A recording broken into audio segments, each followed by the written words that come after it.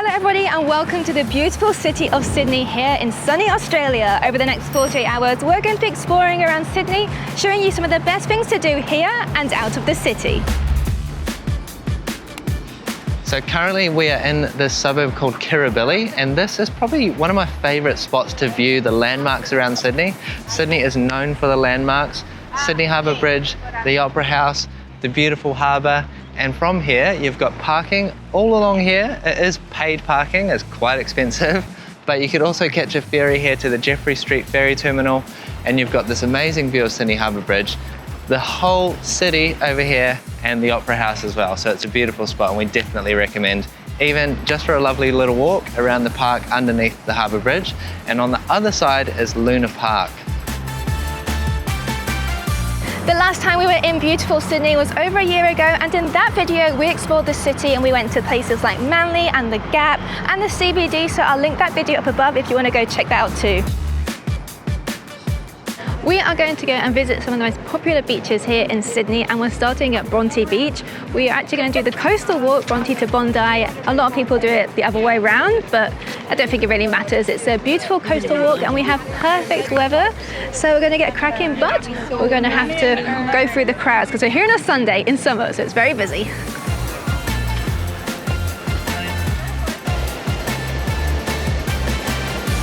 So Bronte Beach has a great little sea pool down here which you can access, and pretty close by we have showers, toilets as well, which we've just used. The waves are coming in, you can see in the background they're crashing over the pool, crashing into this wall, and I just got splooshed.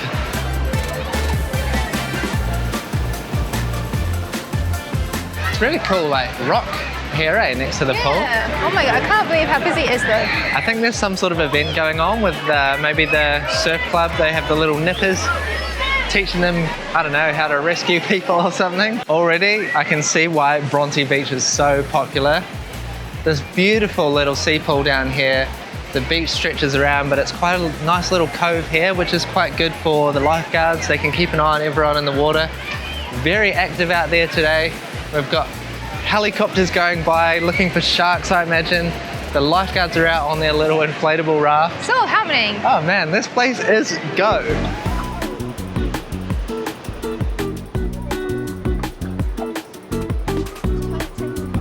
Pretty epic waves crashing into the rocks down here. Whew. I've just realized that we've paid for parking to be on the south side of Bronte, but if you come to the north side of Bronte, there's a one-way street and it looks like it's free parking there. So if you wanted to do the coastal walk and you wanted to not pay for parking, then I think you could probably park on here. You just got to be lucky to get a park. I didn't realise there was another little beach after Bronte just around the corner. I thought the walk was directly to Bondi. There was just no extra cove in between, but there's a little one here. It's so rough out there today with the swell, so don't think that the ocean is the place to be today. Probably try and find ocean pool. Panorama Park and Beach we're at. From here the sign said it's 1 kilometre, about a 15-minute walk to Bondi. So it's really not that far from Bronte to Bondi. 20-25 minutes. We parked at the far end of Bronte though, so maybe a little bit longer, but God, it's busy. Someone we know that lives locally, used to live locally, they said that this kind of walk you want to do as early as possible, especially on the weekends, like sunrise. And I imagine it's beautiful at sunrise because you get the sun rising up here over the ocean. That'd be gorgeous, but kind of like constantly weaving for people. It's so busy. I guess it's not such a big walk. It's very popular to do for locals and tourists like us. Don't lose that hat, Shazza. And I'm holding on to it. We've made it to a viewpoint now. We can see Bondi Beach, but it's so windy up here, hoping it's a little bit more sheltered down on the beach. But there she is. We can see icebergs there, and then Bondi, and I think there is another ocean pool on the other side. Didn't realise Bondi was such a big beach. It's quite large, isn't it? Yeah, it really stretches out. Shall we continue?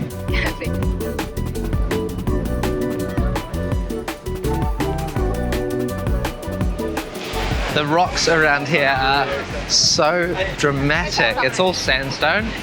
So they've just been carved by the wind, which we're experiencing today, as well as the rain. But really, really cool shapes. Lots of interesting shapes in the rocks. If you're into rocks, this is a great walk. It looks like we're coming up to the famous Bondi Icebergs Beach Club, which you can actually pay to go in. $10 entry fee for all adult visitors. It's a lap pool, or there's 2 lap pools, one's bigger than the other. But yeah, this is iconic Sydney. I think it's remained. I love ocean pools. I think they're really cool, but for some reason this one's so famous. But there's so many others around, especially in New South Wales. They love an ocean pool, and I wish there were more in Queensland. But we were in Newcastle recently, and they had some amazing ocean pool. They got Merewether Pool, which is the largest pool in the southern hemisphere. We'll link our video up above if you want to go check that out, because if you're in Sydney, it's just 2 hours north to Newcastle, and they have incredible ocean pools. They have the largest and the oldest. But this one is really cool too. I feel like this is more of like a fitness pool, because everyone's just doing laps rather than just playing. It seems like kids over there, but to say you got to pay $10 a session and it's already so busy. I just think it's gone massive because of some amazing drone shots. It's really awesome to see this from like an aerial perspective. And they've got this building here, which I think you can have lunch at or dinner at. Maybe there's some residences up there as well. So if you wanted to get a bit more of an aerial perspective, you can book in, make a reservation at the restaurant up here and enjoy this for a view, okay? How about that? What a view. So we have made it to the famous Bondi Beach. Is it the most popular beach in all of Australia? I would say so. It has its own TV show. That is true. So the walk was nice, but it was just so busy for me. I couldn't really enjoy it. It just was a bit too crowded and overwhelming. Like you said earlier, you're just kind of dodging and weaving all through people, the whole walk. Yeah. I don't mind, but if you're easily overwhelmed by large crowds. Now we have come to Bondi itself, and we're going to just have a little walk along the front. Looks like they have a lot of cafes. There's those umbrellas over there. Huge park area. Everyone's just got their picnic blankets out. Doesn't feel as busy because I think it's a much larger area, so people have a bit more space. But Bronte Beach, it seemed like there was quite a few more people there, but the beach is a lot smaller. Well, last time we went to Sydney, we went to Manly, and I think I prefer Manly. Yeah. Yeah. Manly's nice. But this is cool too. Let's see. Let's go have a little look around what's on the front.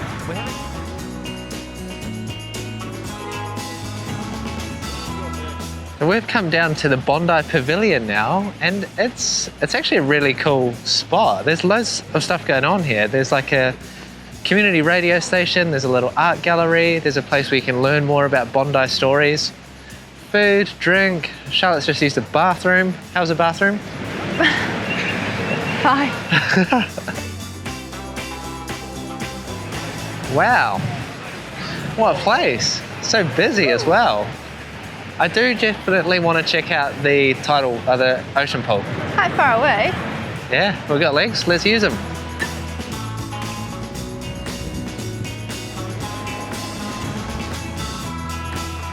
I'm trying not to lose my hat. I think the wind's getting stronger. I don't think we'll be walking back. I think we decided to get an Uber back to our car. Otherwise maybe we'll just get a jump and we'll get flown back.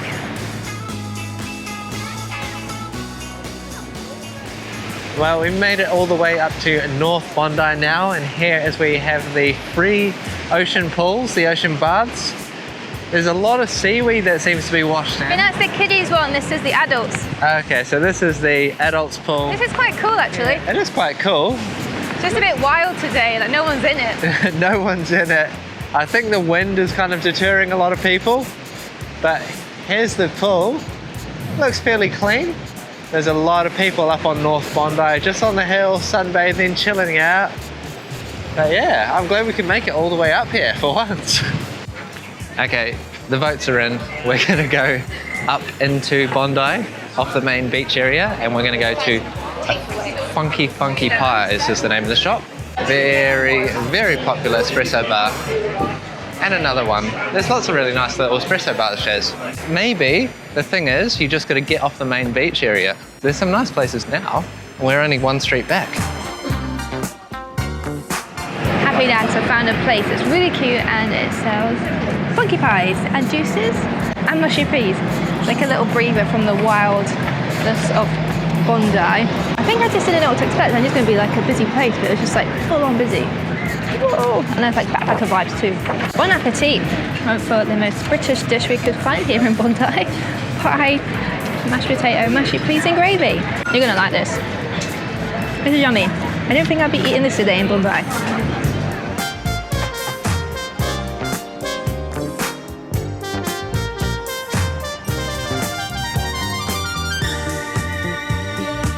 Absolute hot takes you have. What did you just say to me?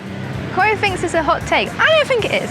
I was saying that now we're back in Bronte, I actually think I prefer Bronte to Bondi. I think Bondi gets all of the press. Bronte's popular too, but it's a little bit more of a local feel compared to Bondi, which is very touristy and I think backpackery, which is probably why I felt a bit like young and overwhelming.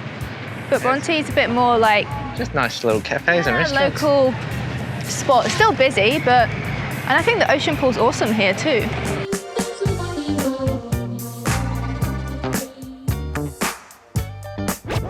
Today we have taken a day trip out of Sydney to Sydney's most popular and favourite day trip destination, and it's the Blue Mountains. We're going to be spending the day up here seeing all the highlights, and the first place we have come to is Scenic World. This is the top attraction in the Blue Mountains. It's located in Katoomba, the gateway to the Blue Mountains. We are actually driving, so we brought ourselves here and got some tickets online. However, you can also get the train from Sydney to Katoomba, or you can join one of the many tours that run daily from Sydney too. And we'll link all the tours below in the description. So we just used our tickets and we got a map with lots of scribbles on. So he told us to go and do the scariest thing first, which is the Skyway. That's not what he called it, but I'm calling it. I'm really nervous already. This way. I'm so scared.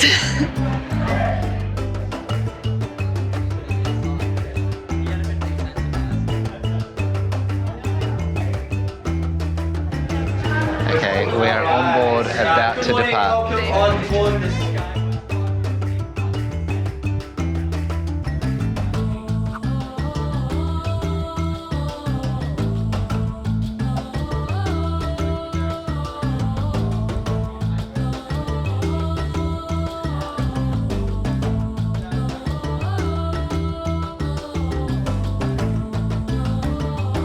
Oh look, and there's the three sisters. Wow, this is so beautiful. And we had the most perfect day, so lucky.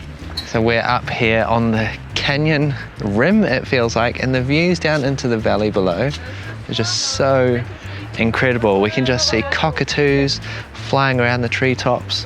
You can also see the other tramway and the railway down below, and just amazing views of the whole canyon all the way around. And then we have this Titanic lookout here where Charlotte's taking some pictures of the three sisters. Woohoo! So good.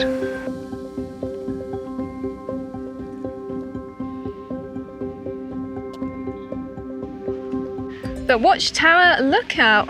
You can't actually see the waterfall. So when you come around to these lookouts at the waterfall, you have an amazing view of the Skyway. And you can really see how high you are when you're on there. It's a crazy bit of engineering. So they have a cafe and an eatery here at Scenic World, and the cafe actually has a really lovely view right next to the cableway. Let's see if we can see it. Wow, look at the ridgeline now. I'm actually a little bit nervous. That cableway looks so steep. You can see. Oh, here it comes. My goodness. We will be going on that today, as well as the steepest railway. Scenic Railway, here we come. Got your wristband, Shaz? Got my wristband. Got a little bit lost there too. Thanks. It's our turn. It's already quite... It's quite leaned back, yeah. All right, here we go. Oh my God.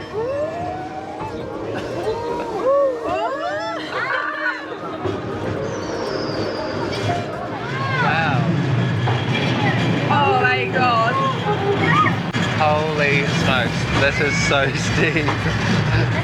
This feels unnaturally steep, but I'm falling forward. I think I dropped something. Oh my God, I feel like I would have been crying at the front actually. That was like this. I actually think it's good that we went at the front, because I think that would have been terrifying. Do you think? Oh wow.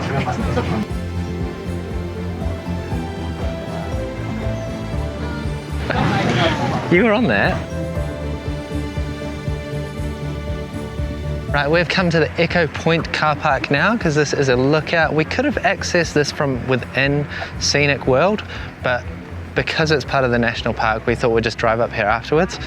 Maybe we should have stayed at Scenic World because the car park here is $12 an hour. They must be making some good coin up here with all the tourists. But the views up here, they look spectacular. We're gonna go down and check it all out.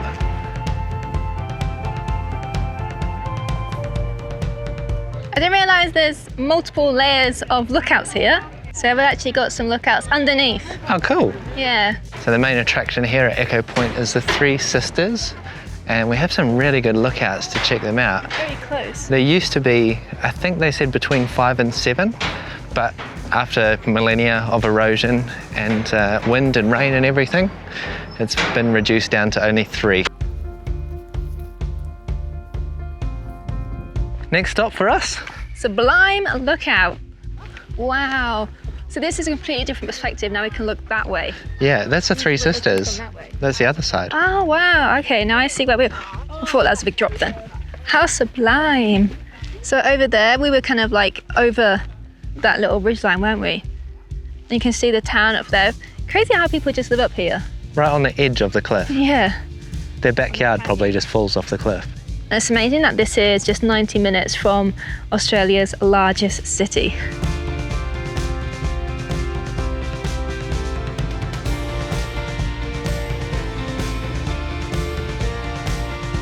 This is the kind of spot where it's like, if we didn't have the railing, I would be way too scared to stand this close to the edge. Wow, it's incredible though. Wow, it really opens up as well, the view over here. Oh my gosh. It's like you kind of feel like you're in the center, just having this amazing panoramic view. Wow.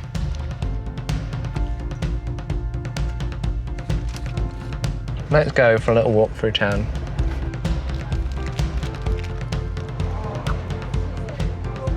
Found a little treat, got a coffee from Sana Cafe, probably the newest addition up here on the Blue Mountains little towns. It's only 3 months old.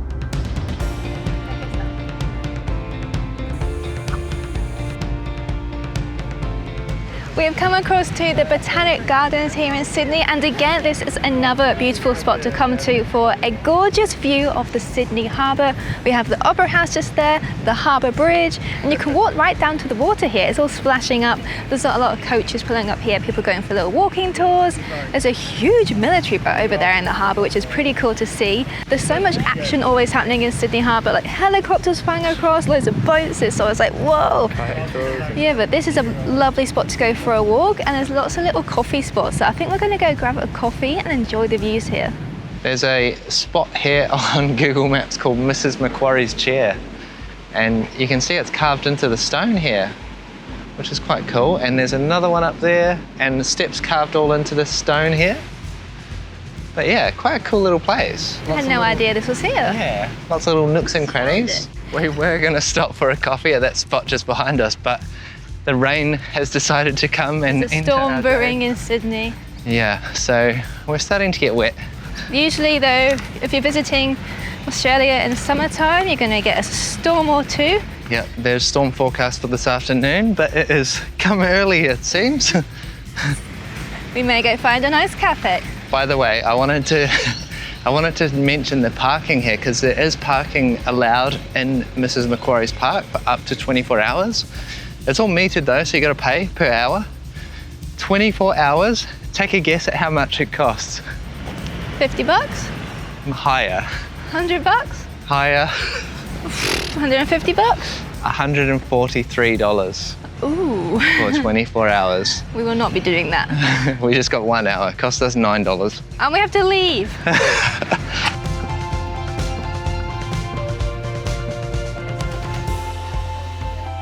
There's only one thing to do when it's raining, and that is to go and find some food. So we have came across a place called Oh My Days, and it's a lovely little patisserie, and they also have some all-day foodie, like brunch breakfast menu.